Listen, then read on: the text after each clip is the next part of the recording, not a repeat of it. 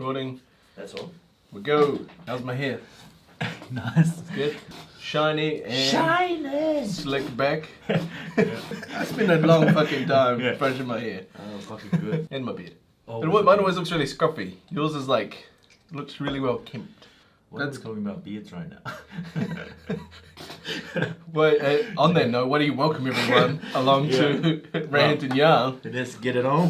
What's up, fam? Thank you for joining us. Welcome to Rant and Yarn. It's a space where we thought it would be good to talk about things in the creative space. That's Tony, by the way. I'm Tony, by the way. I'm a graphic designer by trade. Yeah. And JP. Man, what haven't I done? I've Yeah. like marketing, What haven't you sales, leadership, Yeah.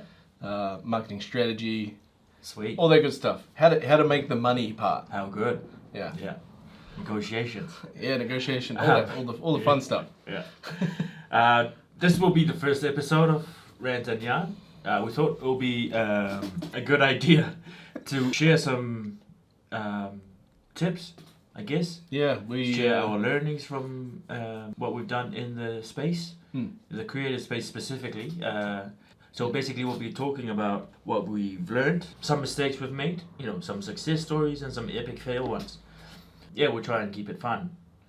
Thank you to the bro JP for joining us, and hopefully we'll cover some good ground today. Oh, and today we'll be talking about branding. Branding, yeah.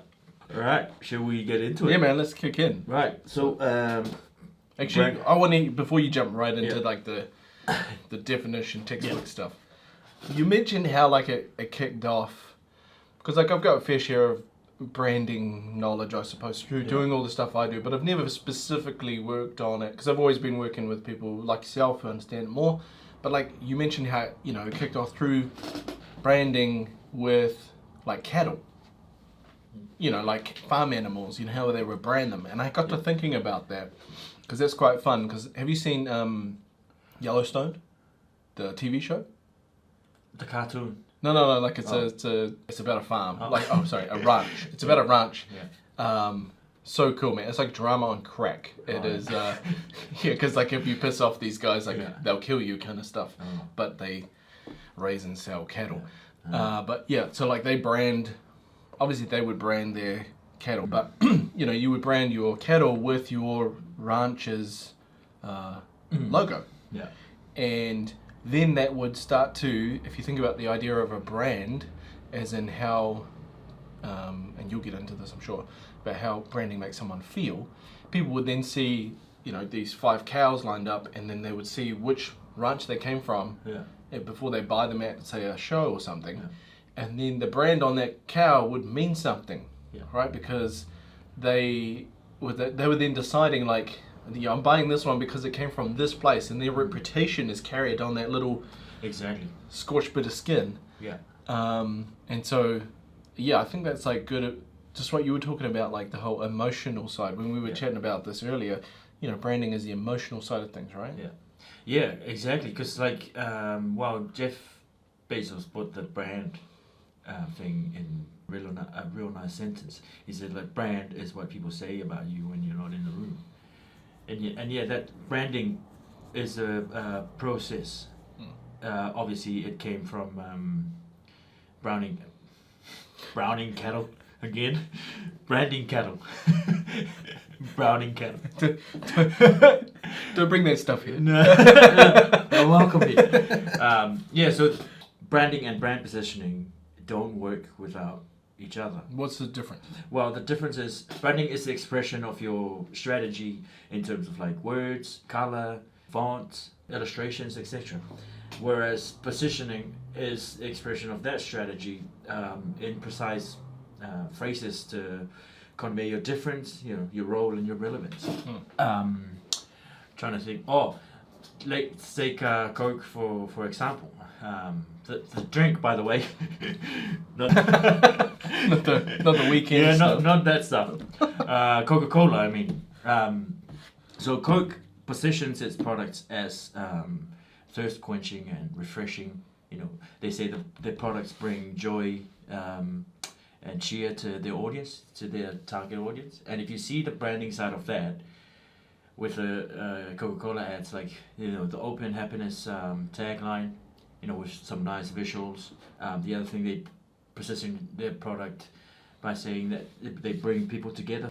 So yeah, that would be a good example of branding and brand positioning. Before you even think about branding, you should spend some time thinking about brand positioning, because you should always position your product with logic first, and then brand it with emotion. Like, branding focuses on the user, on your target audience. Positioning focuses on you. So branding, you're trying to get people excited about your product, who you are, and what you offer them.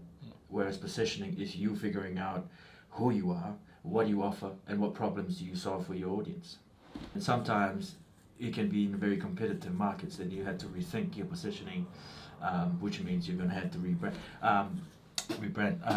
An example of that is Reebok, like we talked about yesterday. How they, they were in the same market as Nike and Adidas, and like they're big competitions there, and they realized they probably won't do very well with those two in the same market, so they had to go back to their brand positioning and figure it out, and they made that exclusive deal with CrossFit, and when they came out with a new logo and stuff, and they used like athlete social media marketing, and it worked really well for them.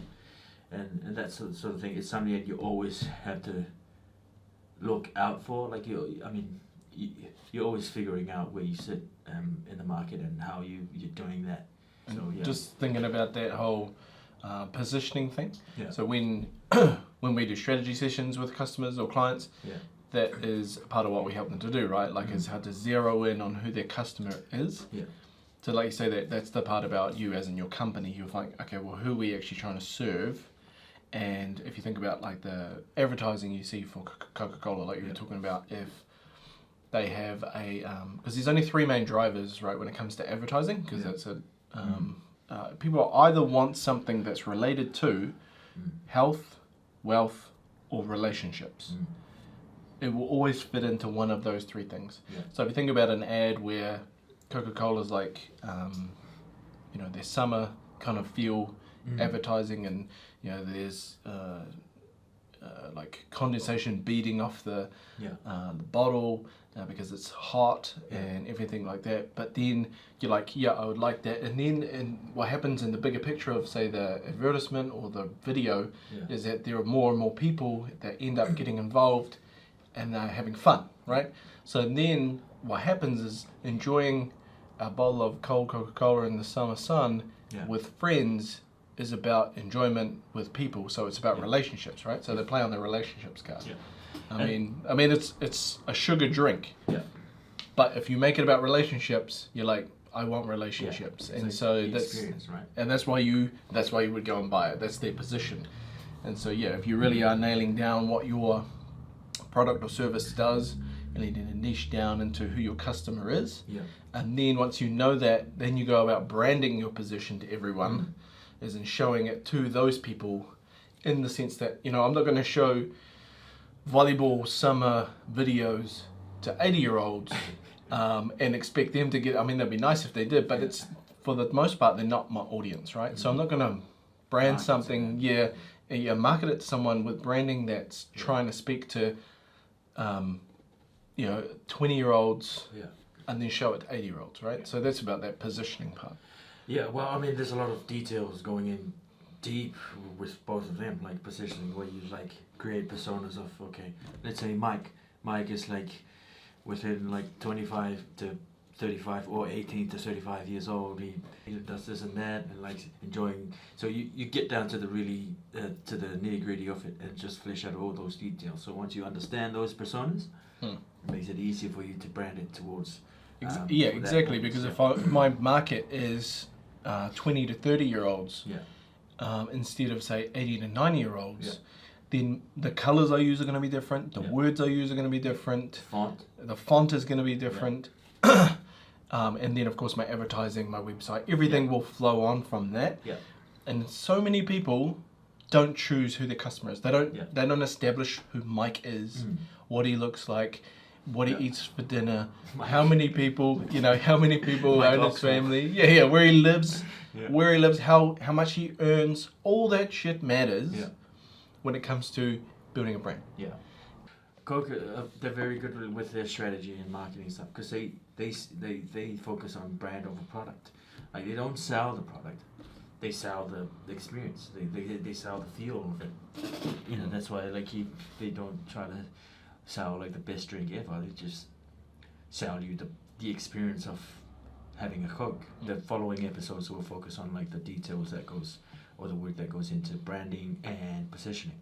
I think like the cool next one would be to talk about brand. Yeah, brand, and we break down into the positioning, like steps to building a position. Yeah. To then start branding from.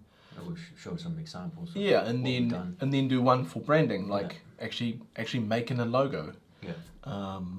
So that people can start to get a feel for where you're actually coming from. Yeah, that would be good. Going through the steps of creating a logo and stuff, and what goes behind it. What work is involved in creating that.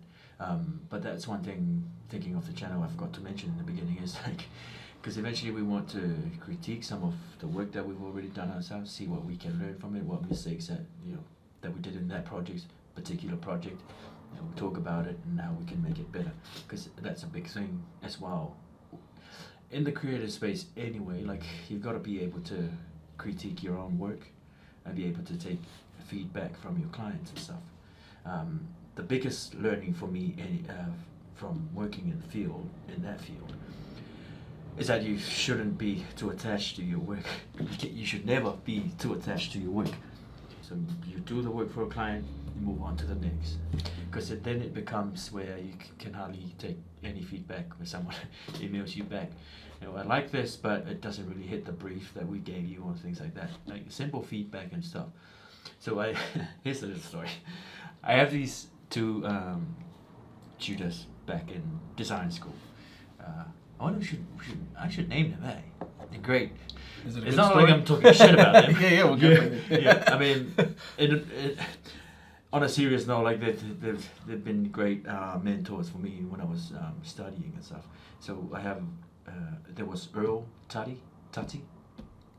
and there was Rob Lovelock. Like these were my two design tutors that these guys repent to me when I come present my work every time, man. But it's not like they're just doing it for fun. Like I can see where they're coming from with the work. I mean, some of the work that I do is like with my workbooks and stuff. I'll do it the night before I walk into the office, and they can tell. It's like, when did you do that? It's like 5 hours ago. Like, yeah, I can see that. If you're not gonna do it on time, don't do it at all. But to me, it didn't feel like they were attacking me. Like they were just saying, if you had spent more time doing this part of the process, it would have been a different outcome. I mean, it's still good, but it could have been great. You have to have thicker skin when you're working in that sort of industry, right? I think as well, like when you're working with a client that, let's say, because we build funnels for people as well, and a lot of people don't actually know how that works. No. And so we could build one out, and then what happens though is if a customer isn't familiar enough with the process or what's required of them, they can start saying or asking things that make no sense. Yeah. And so you would educate the customer before they actually became a customer. And in this landscape these days, in the digital landscape especially, getting someone to a point where they're making a decision that's informed because they know what they're getting before they buy. Yeah. So as a graphic designer, if I was giving advice to a graphic designer from that point of view, is I would say you want to educate them on what's possible and what's not before you start, so that when they come in and say, can you change that green to purple, and you say that doesn't work, but to them they might go, I want green because I like the color green. And you need to be able to say, well, remember how we talked about that.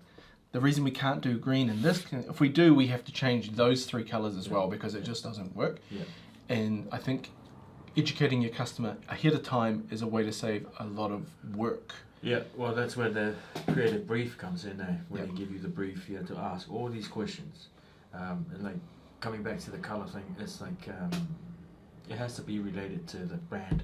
Well, I mean to what you're trying to achieve anyway. Like if the color doesn't serve any purpose within what you're trying to create, it doesn't need to be there. Doesn't need to be there. So we have to take it out. You can't just pick a color because you like it. It has to have a purpose. It has to serve a purpose for it to be.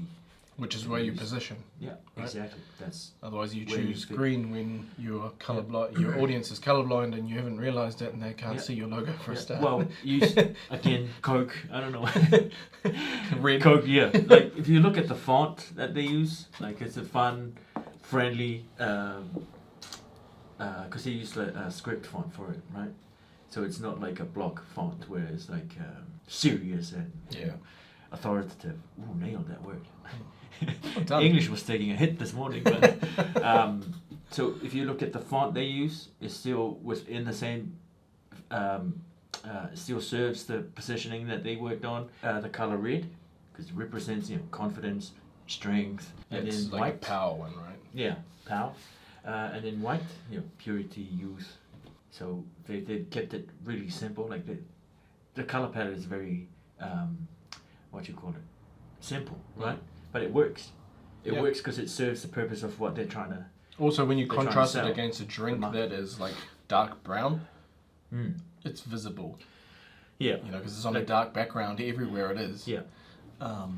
So everything works because they've figured it out before they even start the branding. Yeah. And then going back to always referencing that positioning that they build, so things make sense when you start branding. So I think the most important thing you should take out of this video is like before you even think about branding, figure out your positioning first. This is your DNA. This is who you are, and this is how. This is what you want to offer to your audience, and how you solve their problems, and why they should come to you, and then try and market it to them through branding and get them, empower them, and what you influence their decision making and stuff, and build some trust. What I'm going to do is I'm going to put a link in the description of this video. If you are listening or watching this anywhere else other than YouTube, head to the YouTube channel, go to the description, and what I'm going to do is I'm going to create a PDF for anyone that they want to download. That just drop in the email and we'll send it to them. Yeah. And that is, it will help them build a customer profile. Yeah. So it's to help them talk through and establish who their customer is. And once they know who their customer is, then they can start thinking about branding from a logical point of view. And also where they position all their marketing, not just their branding, but what do their posts on Instagram sound like? What are their videos on YouTube like? What is their website? What is the copy they're using? Yeah. All that comes from that positioning, choosing a customer. So I will put a PDF download. Yeah. Well, you have to give us an email so we can flick to you. Cool. And then anyone can get that for free. But great tool. Awesome. Thank you very much for joining us. I think that's it. Yeah, that was We'll it. I keep think it that's right. nice and short. Nice and 20 minutes. Yeah. So that is brand and brand positioning. Thank you very much for joining us. Please, if you have any questions or any ideas of what you want to see or get Want from us us to chat in the future, about anything? we'll be happy to help you out and hope this is valuable. We'll keep it interesting for you. Thank you very much for your time, JP. Yeah, make sure Appreciate you it, man. hit that like button Yeah. or don't, whatever. Yeah. Smash the Save subscribe it. button or don't do that either. Yeah. I don't even care. And Yeah. and we'll see you next time. All right. Thank you very much. See you. Be out. Peace.